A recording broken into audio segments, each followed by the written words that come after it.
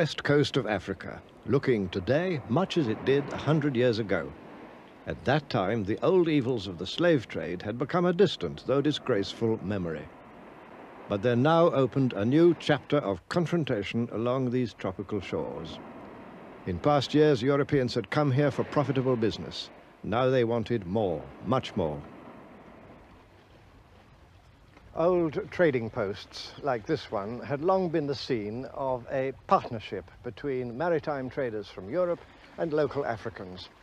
By the 1880s, that old partnership was being swept away in a dramatic change, the outcome of a new European drive for overseas empire. Industrialized countries led by France and Britain had begun to invade the Black Continent, each hoping for new sources of raw materials for its factories, new markets for its manufacturers, and new positions of advantage against its rivals. This was called the Scramble for Africa. By 1914, only two countries remained outside European possession, Liberia in the west and Ethiopia in the east. Britain had seized the lion's share of control.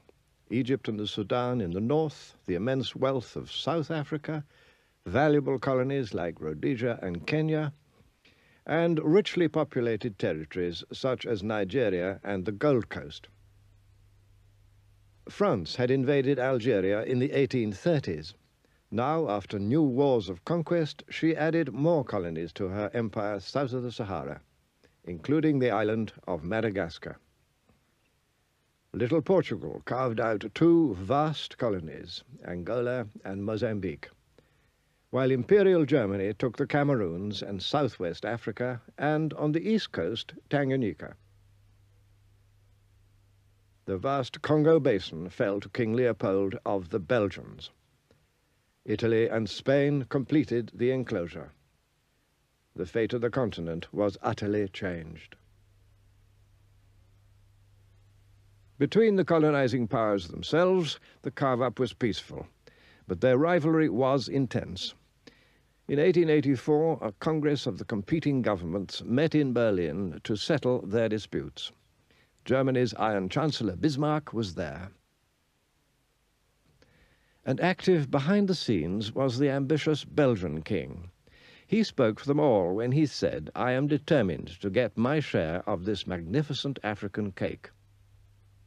Any power that could occupy African soil could effectively claim it.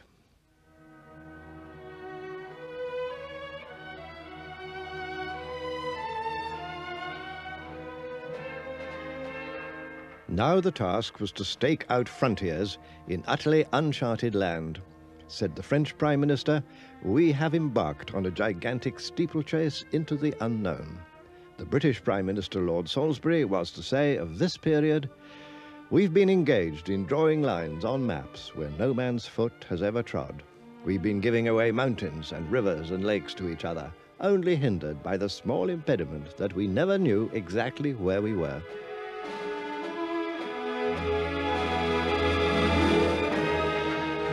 The great game was to get hold of places and positions of advantage over rivals, no matter what irrational frontiers might result. One of the most absurd cases was the magnificent Gambia River. Britain had long held Bathurst, Banjul today, and was determined to keep this river route to the interior. But France, invading from the west coast, enclosed all the territory surrounding the Gambia River in her new colony of Senegal. So the French were naturally eager to obtain the Gambia River. They offered Britain, in exchange, the much larger and richer Ivory Coast. But the British Parliament insisted on keeping the Gambia, thus dividing the peoples of the region.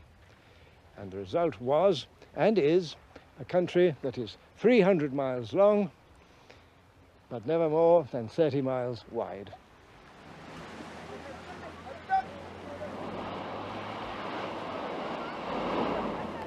What the African inhabitants might think of this colonial carve-up was never asked. The European idea, in the words of one British governor, was to seize African territory and then, as much as possible, rule the country as if there were no inhabitants. In fact, European contempt for Africans now reached new depths, and no wonder. For how otherwise than by asserting that Africans were helpless children, lazy savages, could Christian Europe justify taking their countries away from them?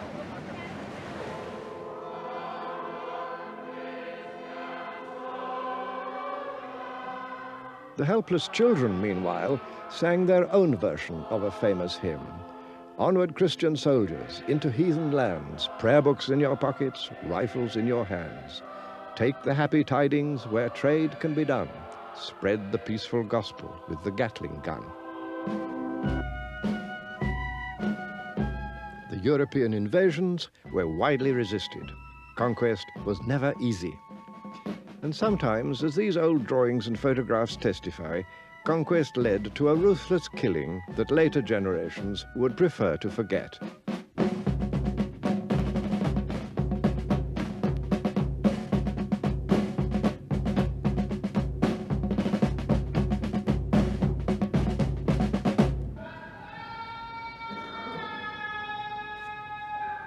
Resistance took many shapes. In French West Africa, a focal point was found in Muslim loyalties.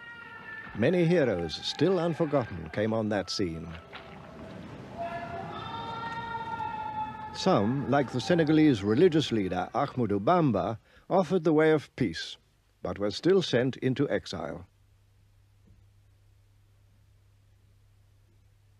Others, like the fierce warrior leader Samori, fought off French attack after attack, and was crushed and exiled only after years of war. Death took many, strong or weak. With the skulls of earlier wars displayed in their capital, Kumasi, the powerful Ashanti nation ruled over most of modern Ghana. Led by their kings, who had the title of Asantehene, they'd long defended their country against Britain, but now they desperately wanted a peaceful settlement. In 1895, fearing a disastrous war with Britain, King Prempeh made a strong bid for peace from his palace here at Kumasi. He offered the British the right to establish in Ashanti a chartered company with all the concessions, the privilege that such a company could possibly desire. But it wasn't enough, for the British now wanted territorial possession as well as privilege. The Ashanti nation had already fought long, hard battles against the British. But this time, in 1896, they decided to surrender.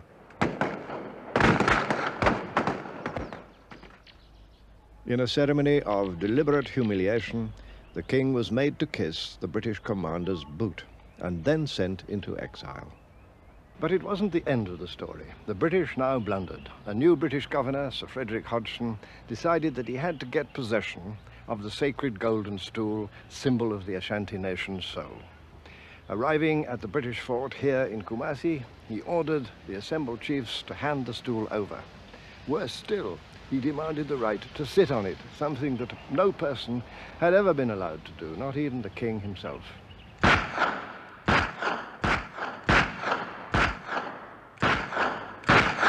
To Hodgson's final insult, the Ashanti replied with war.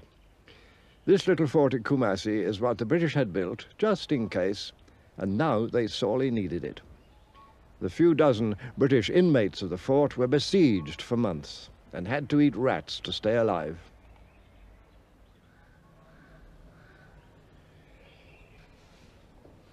Hodgson's act of folly had exacted a bitter price. Efforts to send in relief from the coast were repeatedly frustrated by Ashanti resistance, until finally the governor and his wife got away to the coast and the absurd but tragic affair could be closed. This ended war between Britain and Ashanti, and a year later, in 1901, the British quietly annexed the country, which became part of the colony of the Gold Coast. All over Africa, the new military technology of automatic guns gave easy victories to the invaders.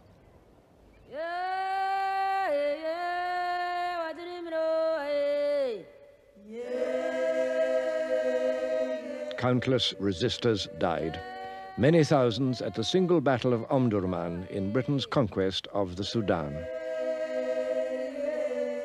Meanwhile, in another part of the Sudan, the French were also scoring victories.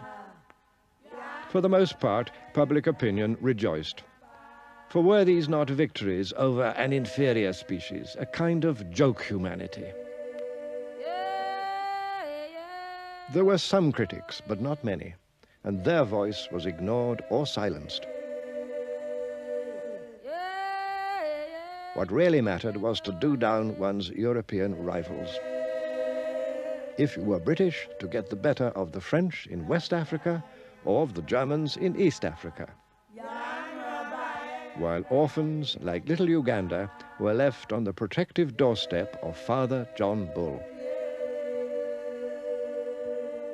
Even before 1900, there came a new source of conflict: settlers from Europe. French in the far north, Dutch and then British in the far south, and some Germans. Other settlers were attracted to the good farming land of the east, to Tanganyika, northern and southern Rhodesia, and the British territories of Uganda and Kenya. Once again, nobody asked permission. An early French governor had laid down the golden rule. Wherever good water and fertile land are found, he said, settlers must be installed without questioning whose land it may be. The settlers, not surprisingly, agreed. The next step in East Africa was to build a railway from the coast to the interior. The line was completed in 1901, and millions of acres of good farming land in Kenya were opened to white ownership and settlement for the buying price of next to nothing. These white strangers, oddly enough, were at first welcomed by the African inhabitants. But the welcome didn't last for long, for they soon discovered that colonial government wanted them to give things, above all their land and their labor. These colonial demands provoked a repeated resistance. And against that resistance, the colonial government, with white settlers arriving in ever larger numbers from Britain, waged a war with little mercy, and of course, with rifles and machine guns, against spears and arrows. Macinire nĩ ũndũ wa kũmena andũ ũndũ gũtikĩrĩ ũndũ mekagwo nĩ kũmakia andũ ũguo magagĩũka magagĩtorekia na andũ mora-rĩ magacina mĩciĩ.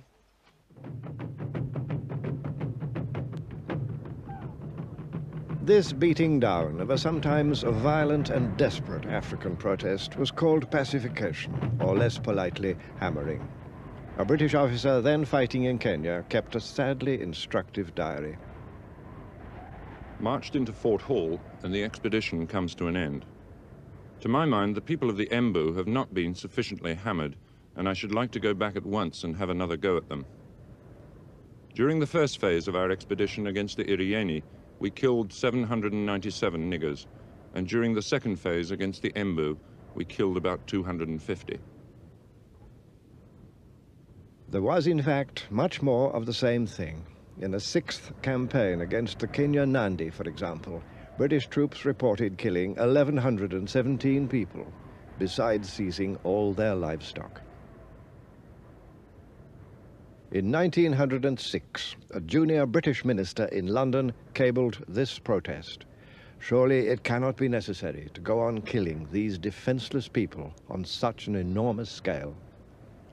The minister's name was Winston Churchill, but on that occasion his intervention had no effect. Nĩtuonire kũrĩ ũtiganu ũndũ nĩmokire gũtunya andũ ithaka andũ makoragĩra kwa mĩceni nĩyo yarĩ na tha andũ magathiĩ kwa mĩceni mũndũ agakahata haha magoka magakata haha thome ha mũndũ ũcio akaingatwo akorĩra kwa mĩceni.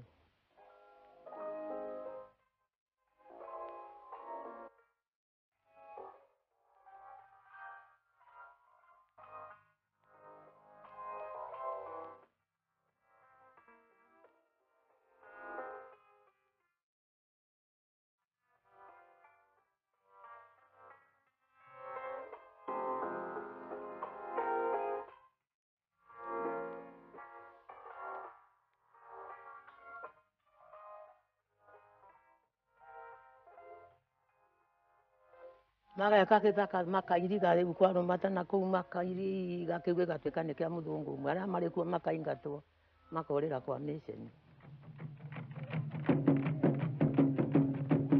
By 1915, about 4 million acres of African farming land in central Kenya had been given to about 1,000 British settlers.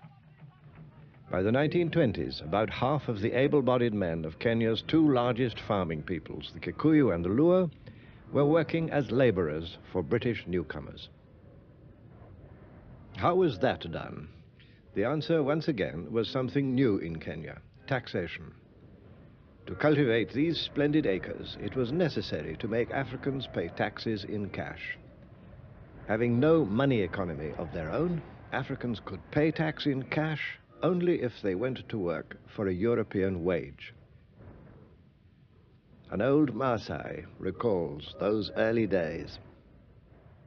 Sasa wazungu walipokaa sasa walianza kutawala. Walipotawala, kitu walitaka kodi. Masai zamani hapana lipa kodi ya kichwa kama ile tunaita zamani poll tax, ilikuwa la. Tulikuwa nalipa na nyumba. Walikuwa naitwa kodi ya nyumba. The Maasai proved particularly good at dodging the payment of the new taxes. So the colonial government thought it should send some of these apparently idle warriors to school, so as to turn them, if possible, into tax collectors among their own people. Small boys were seized for this purpose. Sasa serikali walitoa askari yake kuja kuchukua watoto. Sasa mimi ni moja ya wale watoto ambayo walishikwa kupelekwa skuli. Sasa nilishikwa nikapelekwa skuli. Sasa pamoja na wale watoto wengine. On the other side of the continent, in northern Nigeria, the colonial scene was very different. With no white settlers, life was peaceful. Things continued much as before. The British had conquered this huge region, far from the sea, for no real reason other than to keep it from the French. So the British were content with a supervision which allowed them to take a back seat. Under the direction of Lord Lugard, this was called indirect rule. This was the residence of the British official who governed the northern Nigerian province of Kano. Indirect rule meant ruling through local kings, in this case the local emir, who after defeat accepted British overlordship.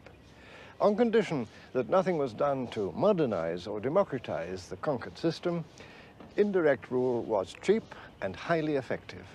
Local kings and princes kept the peace and law and order in their own interest, as well as in that of the British. Both sides at the top had much to gain. So kings, like this one, the Emir of Katsina, were able to stay in power and even add to their personal privileges. They were able to call on their own local retainers to govern the everyday affairs of the country. In this way, the native governing class, as the doctrine said, was to remain a real living force, as well as being a curious and interesting pageantry.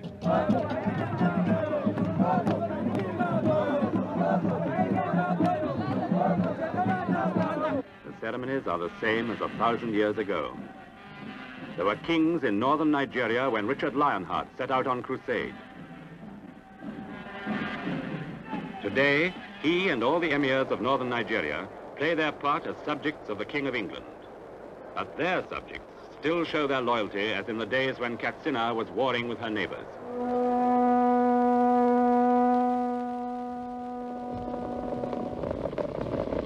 Katsina still keeps her way of life, still resists new influences from the world outside. In short, no modernization of any kind, and therefore big problems for the future. I talked to Nigerian professor Obaro Ikeme. For the larger part of Nigeria, British rule did not mean anything for many years. In other words, although at the centers of administration, there was a change which could be seen by the people and felt by the people. In the outlying areas, life went on as if the British did not exist. If you take Lugard's own particular area, the north, for example, the seat of the emir and the seats of the district heads may have felt the immediate impact of the British presence. But the villages were ordered and run just as before, with one important difference though, taxation, that the people had to pay tax to a new power. The British built up a corps of Africans who became known as native administrators,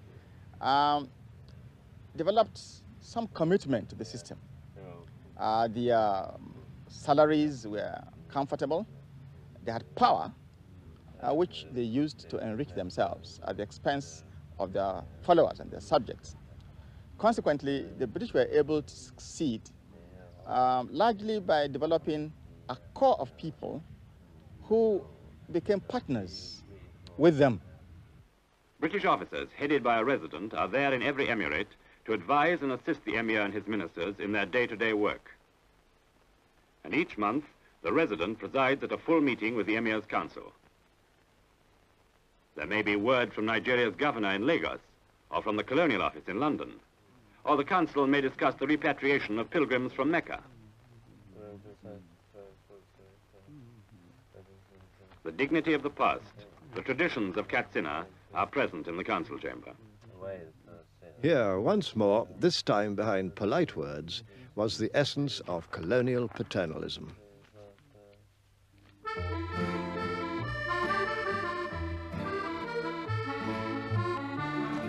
In the French colonies along the coast, the scene was both the same and different. Dakar, capital of Senegal, actually the little suburb of Rufisque, a charmingly nostalgic place. Senegal was France's oldest colony in tropical Africa, and one where the French presence, like that of the British in northern Nigeria, could easily be absorbed. Generally, the French ran their colonies on much the same system as the British, but there was one important difference. The British thought that their Africans could never become anything but Africans, and certainly not British. The French idea, on the contrary, was that in the end, at some distant time, all their Africans would become black Frenchmen. The culture and the language of France were offered as the eventual supreme blessings. This idea was called assimilation. Originally, this was a generous idea, but colonial rule reduced it to little or nothing. Yet in 4 municipalities of coastal Senegal, assimilation did take effect. This picturesque island of Gorée, just off the port of Dakar, was one. Here you could go to school and even become a French citizen. But you belonged to a tiny minority. By 1926, only 48,000 Senegalese had become assimilated out of a total of 1.5 million. The Senegalese historian, Professor Cheikh Anta Diop, explains. C'est en fait certain, dans la pratique, ce n'était pas possible. Et dans la pratique, il y a eu 4 communes. Ici au Sénégal et partout ailleurs, pratiquement, c'était le système de l'indigénat. Donc, à cause du rapport numérique, la politique d'assimilation n'était pas applicable sur le terrain. One man from Gorée Island who did make it and carved out for himself a brilliant career was Blaise Diagne. Of humble origins, Diagne became the first black man to be elected to the French National Parliament in Paris. He campaigned for black rights and began to win concessions. That was in 1914. During the First World War, an embattled France called for tens of thousands of African troops as Flanders swallowed its victims. Blaise Diagne agreed to be France's recruiting sergeant, and his African reputation vanished in the slaughter.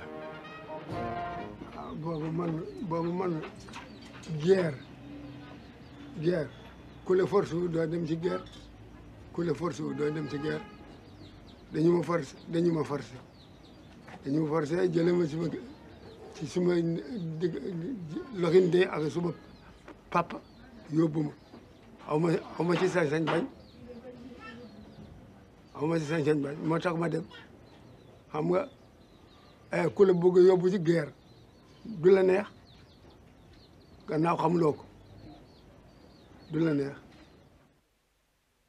France had long relied on African mercenaries, even as far back as the Crimean War. But now it was different in scale and in suffering. More than 200,000 African troops, mostly conscripts, were sent to France. And at least 170,000 were thrown into the Holocaust of the trenches.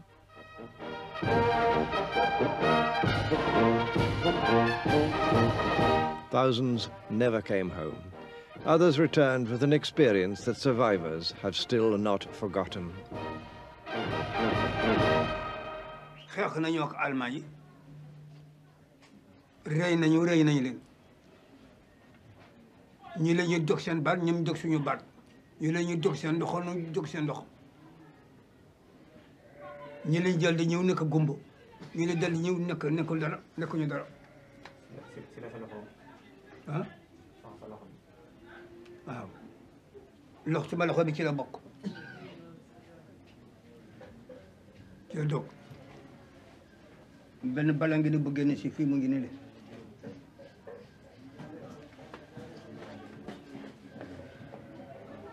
benn bal mu ngi ni bu gibi meer mu ngi ni bu ngi dal fii génn si fii mu ngi. Shoulder to shoulder, white men and black men, equal in the trenches. Were they now to become equal in the colonies? Only the monuments suggested that.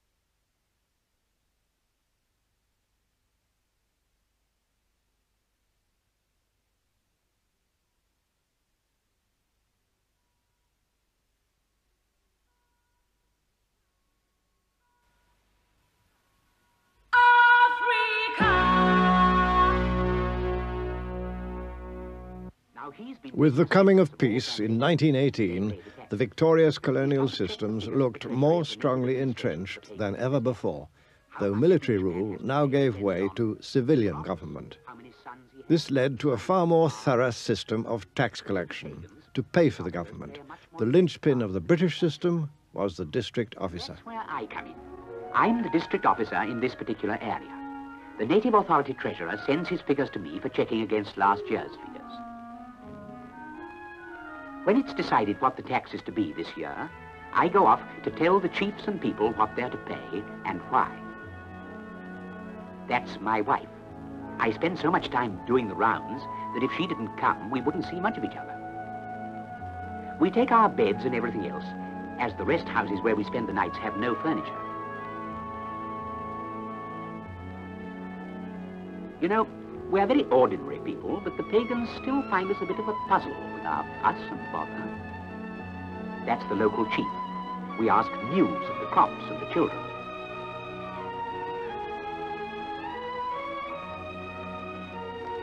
It's like sitting in a shop window. We come here every year and follow the same ritual, but they always behave as though it was the first time. Peace is all very well, but it is dull, and they love a bit of variety. Many colonial officials were good, practical, hard-working people devoted to their ideals. They were sure that the strong paternal arm of colonial rule must be a blessing for Africans and would have to be continued for centuries. They firmly believed that if left to themselves, Africans would simply go on living as before, and that, they thought, would be a thoroughly bad thing. An old film tells the story as the colonial officials saw it.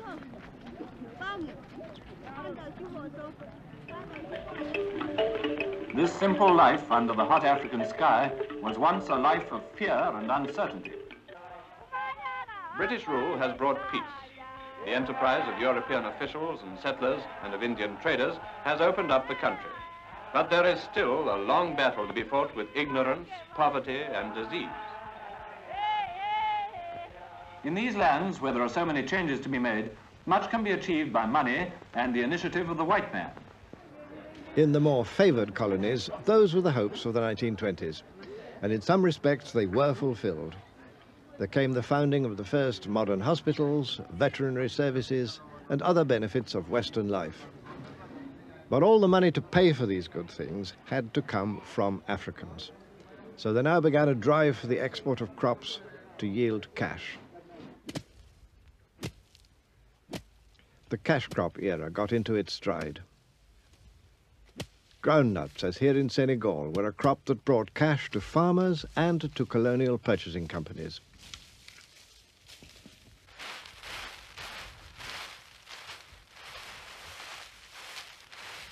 But the cash crop's success also brought problems. Il est certain que l'arachide a été introduit pour alimenter tout simplement la monoculture de l'arachide a été introduite pour des raisons industrielles, ni plus ni moins. C'est en 1848, je crois, que des Marseillais l'ont introduite ici pour fabriquer tout simplement de l'huile pour vendre ça sur le marché international. Et on a spécialisé finalement, la tendance est née de spécialiser chaque colonie en fonction de ce qu'elle pouvait produire le mieux. Et on a donc toutes les zones sahéliennes ont été spécialisées pour la culture de l'arachide, des zones comme la Guinée pour la culture de la banane et le riz, et ainsi de suite.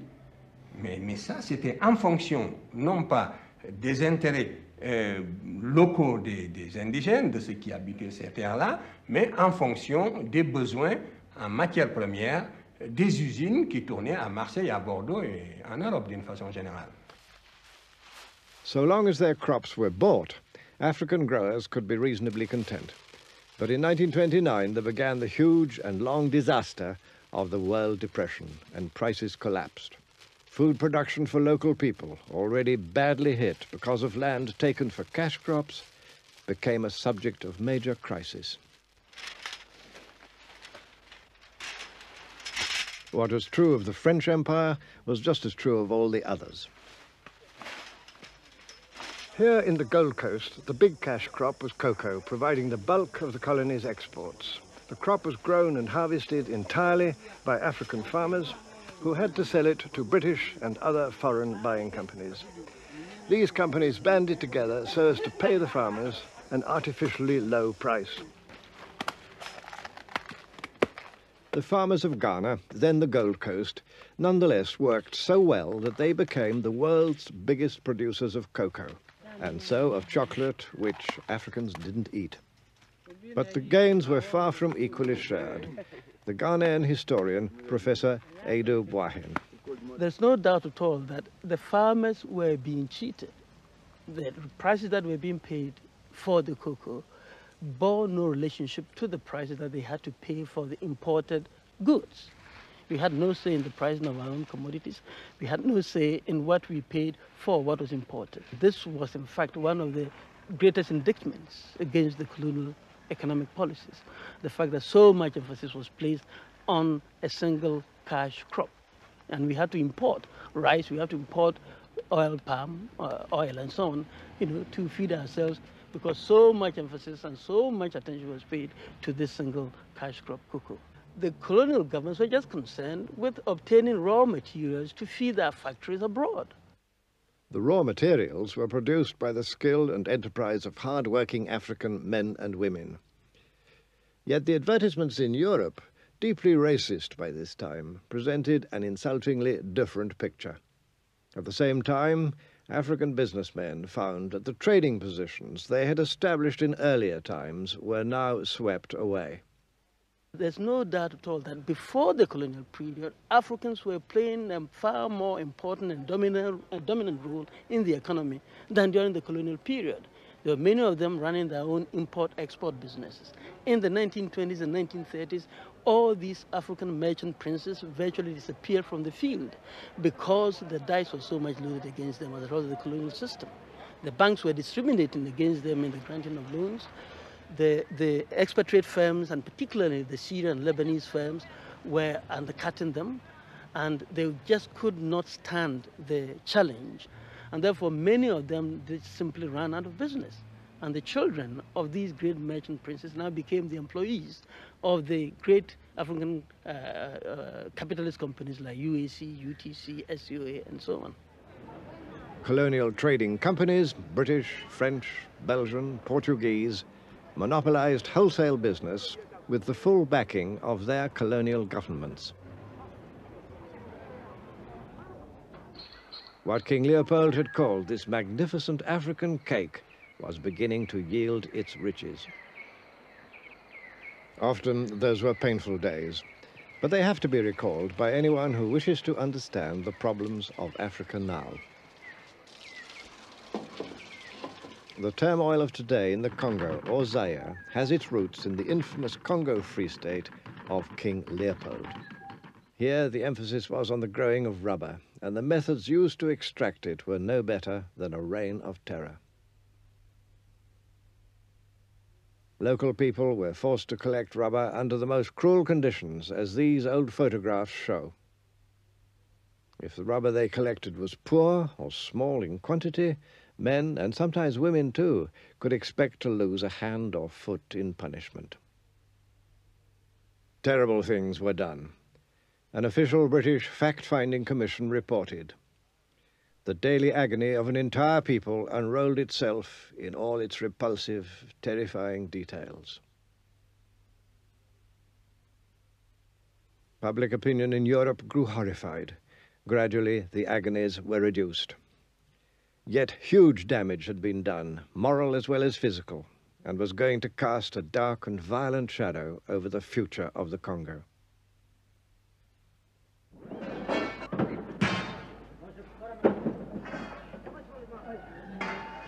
Forced labor by the 1920s was practiced on a wide scale in most of the colonies. All early roads and railways were built by forced labor. Much was achieved, but the cost in life and health was sometimes catastrophic. This spectacular railway in French Equatorial Africa was built by 125,000 Africans to link the coast with Brazzaville, the inland capital. Beyond doubt, a great feat of engineering. But before a single passenger could travel on it, nearly 14,000 Africans were to die in building it. Travel in comfort came at a price. By the 1920s, the colonial railway map was complete. These lines had one central purpose: to ensure the export of minerals and other wealth, most of all from southern Africa. European mining activity for gold, copper, zinc, diamonds transformed southern Africa, thanks again to African labor acquired by the usual procedure of administrative force and taxation. Conditions were hard to bear. Some 30,000 Africans died in southern Rhodesian mines between 1904 and 1933, mostly of disease. And wages at the end of that period were lower than they'd been at the start. This labor system was called Chibaro. Very old men can still remember it. Oh, kwa apana umuntu wanga chiramba. Wanga vachienda zvavo kuchibharo kuti vata kuchibharo. Waitaulirwa ishe vobvisa vanhu voenda kuchibharo kubasa. Gold mining boomed. In those years of Chibaro, the southern Rhodesian mining industry produced gold worth £87 million sterling, at the cost of 20 dead African miners each week on average for 30 years.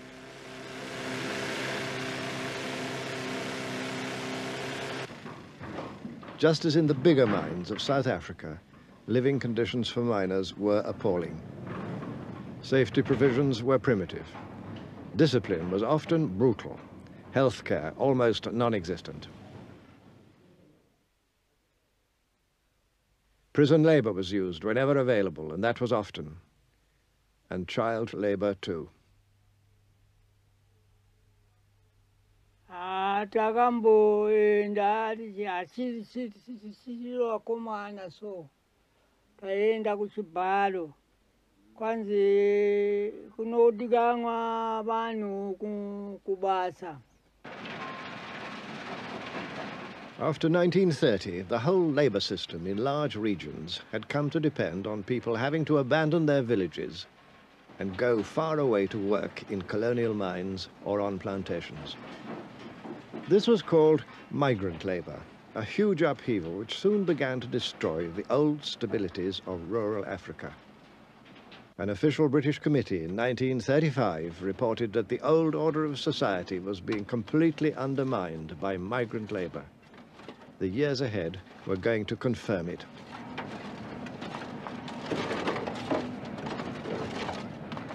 But it was in the Portuguese colonies, especially Angola and Mozambique, that forced labor was at its worst. Here in Mozambique, and by brutal methods, African farmers were forced to grow cotton and to sell it at prices fixed by the colonial government. Prices kept so low that the farmers used to say of the cotton that they were forced to grow that cotton was the mother of poverty.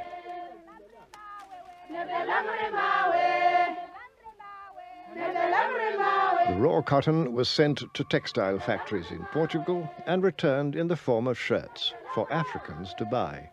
All the profits were Portuguese. The more the farmers learned to hate cotton, the more they were forced to grow it on pain of severe punishment.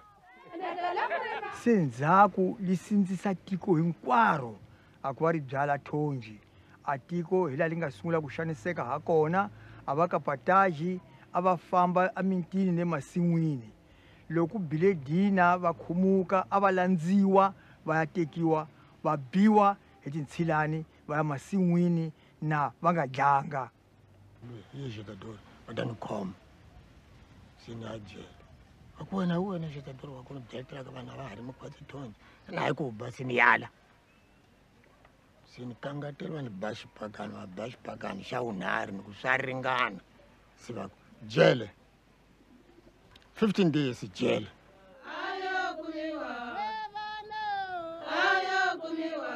The farmers in this old film had no legal means of protest, but they could express their anger by singing anti-colonial songs in their own language. There seemed then no way out, no hope ahead. And before long, the same disaster struck here as elsewhere. Food crops disappeared, and once prosperous areas were hit by famine. Kunene tindlela tive tikulu nkama lowo hikusa aloku amutini lwangani vasati vambirhi vanharhu hinkwavo a va nyikiwa masimu ya thonji kutani athonji a li hlakuluwa kanharhu thonji kutani a ku nga ri na nkama wa ku tirha masimu a ku nga na nkama wa ku veni hi tirha masimu ya hina hi byala mavele leswi fanekelaka ha kona ni leswi hinkwaswo a li karhi hi tirha swona swa tifijao ni timavele ni hinkwaswo se a tindlela ti kula hi ndlela yoleyo.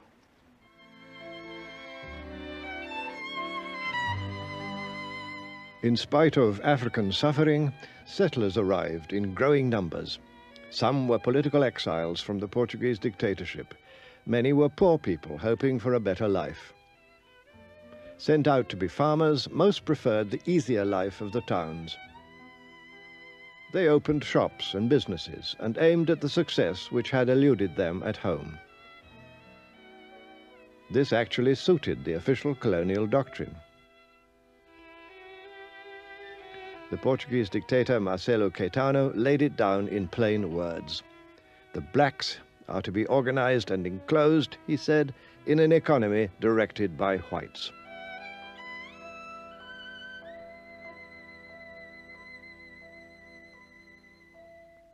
loko ni sungula ku vulavula ni te ka Dimishadore ni sekretari wakwe leswaku a guvernu wa Maputukezi I guvernu leyi nga twala misaveni hinkwayo hi vunene bya yona kambe n'wina va Dimishadore mugeni guvernu wa Maputukezi Afrika a nga ta va kona hikusa a mu landzanga a swileleto leswi mu nga tela swona Afrika.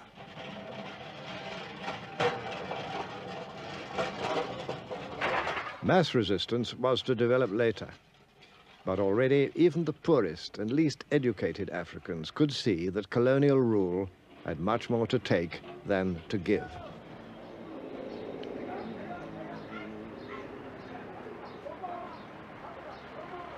Whatever good may have come from colonial rule has to be measured, unfortunately, against the essential aims of each of the colonial systems. These aims were frankly stated.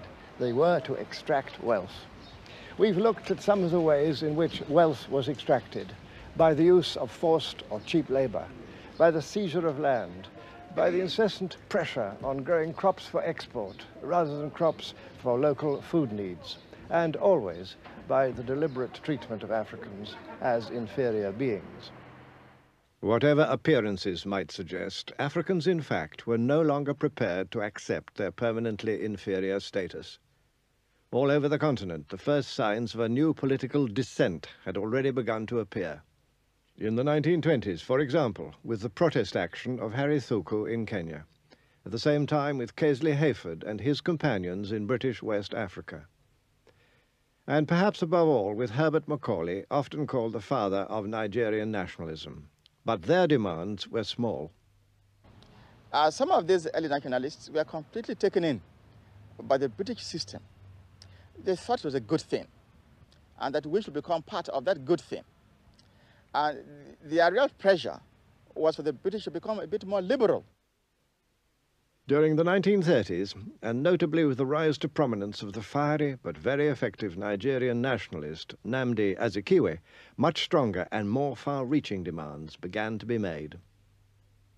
Men like Azikiwe used the press where this was possible, as it was in British West Africa.